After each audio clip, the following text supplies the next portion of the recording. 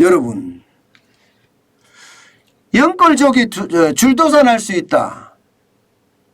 이것은 시장에서 그런 이야기가 계속 나왔었어요. 지금처럼 금리가 올라가면 돈을 있는 대로 연끌이니까 영혼까지 끌어모아서니까 있는 대로 까짓건 할 수 있는 데까지 끌어모아서 집을 산 사람들 이게 불안해지지 않을까 이런 얘기 계속 시장에서 해왔습니다. 그런데 정부에서 말입니다. 여기에 대한 경고를 했어요. 와우, 저는 솔직히 깜짝 놀랐어요. 국회에서 열린 국민의힘 물가민생안정특위회의에서 말입니다. 금융위원회, 정부죠. 금융위원회가 밝힌 내용입니다. 연끌족을 중심으로 신용불량자가 발생할 우려가 있다 이렇게 표현했습니다. 이것은 어떻게 생각하면 여러분 결국 말입니다. 연끌족에게는 굉장히 심각한 상황이 될 수밖에 없다 이렇게 이야기해요. 그 전제로 세 가지를 들었는데 고금리, 고물가, 경기 침체를 들었습니다. 고금리, 고물가, 경기 침체가 오게 되면 주택을 무리하게 구입한 가게나 또 연끌해서 억지로 집을 산 2030 청년이나 굉장한 위기를 느낄 수밖에 없다는 이야기가 되는 겁니다. 저는 정부마저 이같이 경고했다는 사실은 여러분 어떻게 생각하면 시장의 위험도가 그만큼 크다는 거예요. 제가 이렇게 이야기하니까 어떤 분들은 그렇게 이야기하십니다. 아니 정치권에서 이야기하는 걸 곧이곧대로 믿어? 뭐 이렇게 말입니다. 그거는 정무적인 거야 이렇게 이야기하시는 분들도 계세요. 그러나 금융위원회가 이야기했다는 자체를 봤을 때는요. 그만큼 심각성이 있기 때문에 지금 여당하고 회의를 통해서 이야기를 한 거라고 저는 보거든요. 그래서 더 위험하다고 생각을 합니다. 만약에 이게 틀렸을 때는 금융위원회의 체면이 말이 아니고요. 경제부처의 어떤 신뢰성이 뚝뚝 떨어질 수밖에 없거든요. 그런 걸 감안하면 이것은요.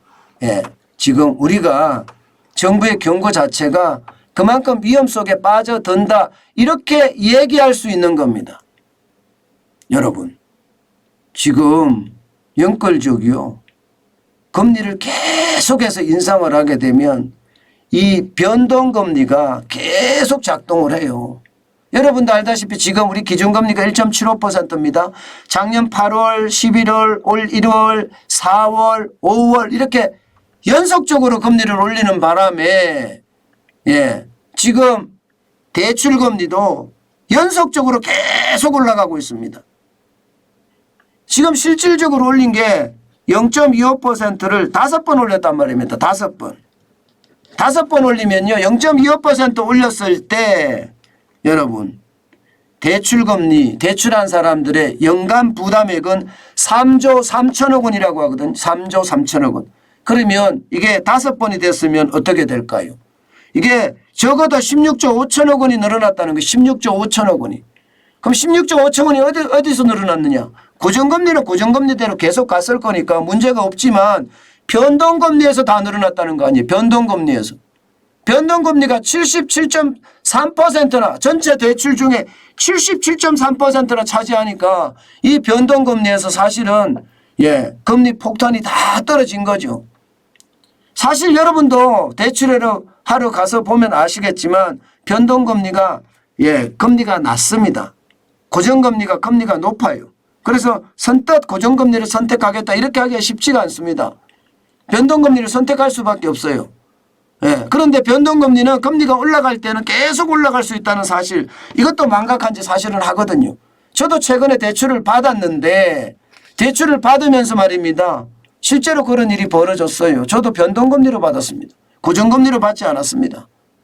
결국은 말입니다. 변동금리는 금리 인상기에 이자 폭탄에 대한 충격이 있는데도 불구하고 그렇게 받을 수밖에 없다는 이야기가 되는 거죠. 그만큼 말입니다. 이게 영끌족 입장에서는 충격이 될 수밖에 없는 겁니다. 여러분 보세요. 앞으로 계속 올라갈 거예요. 계속 올라가면 금융비용도 계속 늘어날 겁니다. 영끌족의 금융비용 이게 괜찮을지 모르겠다 할 정도로 늘어납니다. 자, 그 막대 그래프가 3개가 있습니다. 하나는 2020년 6월이고요. 다른 하나 중간에 거는 2022년 6월입니다. 파란색으로 되어 있는 것은 2022년 12월이에요. 예측해서 한 겁니다. 예측해서. 예. 지금 이대로 가면 예, 한국은행이 2.75%의 금리를 올렸을 때 지금 1.75%인데 앞으로 1%를 더 올려서 2.75%가 됐을 때 예, 금융비용이 얼마나 늘어나느냐를 비교해 보는 겁니다. 여러분 보시는 것처럼 주택담보대출은요. 쭉쭉쭉쭉 올라가서요. 평균금리가 2.69%에 4.61%까지 올라갈 수 있다. 이게 지금 시장의 예측치입니다. 신용대출 금리도 마찬가지입니다. 2.7%가 2020년 6월이에요. 올 12월에 가면 5.41%가 될 거다. 이것도 예측하는 겁니다. 이렇게 됐을 때 여러분 주택담보대출을 30년 원리금 상환 비율로 내가 받았다. 그것도 한 4억 7천 정도 받을 수 있는 만큼 받았다. 그리고 신용대출을 1억 정도 받았다. 예. 그렇게 됐을 때 전체가 5억 7천만 원이잖아요. 집을 샀다는 사람이 5억 7천만 원이면 진짜 받을 수 있는 만큼 다 받은 거예요. 받을 수 있는 만큼. 그런데 2.75만 적용했을 때 개인의 어떤 예, 신용등급은 무시하고 2.75만 적용했다고 생각을 해서 대출금리를 환산을 해봤습니다. 대출금리를 환산을 해보니까 월 대출 상환 비용이 예, 2020년에는 212만 8,829원이지만 2022년 12월에는 282만 8,962원입니다. 그러면 2030의 평균 예, 임금이 얼마나 될까요? 평균 임금이. 평균 임금이 500만 원 넘을까요? 500만 원 넘지 않을 겁니다. 400만 원 될 겁니다. 그러면 282만 8,962만 원을 내면 생활은 어떻게 하나요? 생활하기가 진짜 빠듯해요. 금융비용으로만 이렇게 나가니까 생활하기는 진짜 빠듯해질 수밖에 없습니다. 그런데 이게 하루 이틀이면 괜찮겠지만 1년 2년 버텨나가는 것은 쉽지 않아집니다. 그러면 3년 4년 못 버틸 바에야 집을 팔자 이렇게 나오는 거고 집을 파는 순간 집값은 떨어져 있다. 이러면 진짜 줄도산이 일어나는 겁니다. 줄도산이. 예. 집값이 지금 떨어지는 모양새가 나오잖아요. 게다가 영끌한 사람들이 비투도 많이 했어요. 예, 어떻게 하든 빚을 갚으려고 주식시장에서 돈 빌려서 주식시장에 투자를 많이 했는데 주식시장 자체도 지금 굉장히 무너졌잖아요. 주식시장 자체도. 그렇게 따진다면 여러분 진짜 이것은 굉장히 우리 경제의 아킬레스건으로 발전할 가능성이 굉장히 높습니다. 그래서인지 말입니다. 금융당국도요. 지금 계속 지난해 말부터 각은행에다가 대손 충당금 많이 쌓아라. 예, 대손 충당금 많이 쌓아라 이렇게 이야기하고 있고요. 심지어 대손 준비금까지도 많이 쌓아라 이렇게 이야기하고 있습니다. 대손 충당금은 현재까지 보면 말입니다. 지난해 말 기준으로입니다. 예, 19조 5천억 원을 쌓았고요. 대손 준비금도 18조 1천억 원까지 쌓았습니다. 그래서 37조 6천억 가량 지금 쌓아놨습니다만은 이것까지 괜찮았겠느냐. 여러분 이거를 우리가 잘 봐야 되는 게 금융당국에서조차도 은행에다가 대손 충당금 쌓아라 대손 준비금 쌓아라 이러다가 잘못하면 망한다 이렇게 이야기하고 있는 거잖아요. 예, 그만큼 지금 예, 금리 인상과 그에 따르는 집값 하락 자산 가치의 하락 이것이 시장에 어마어마하게 영향을 미칠 수도 있다.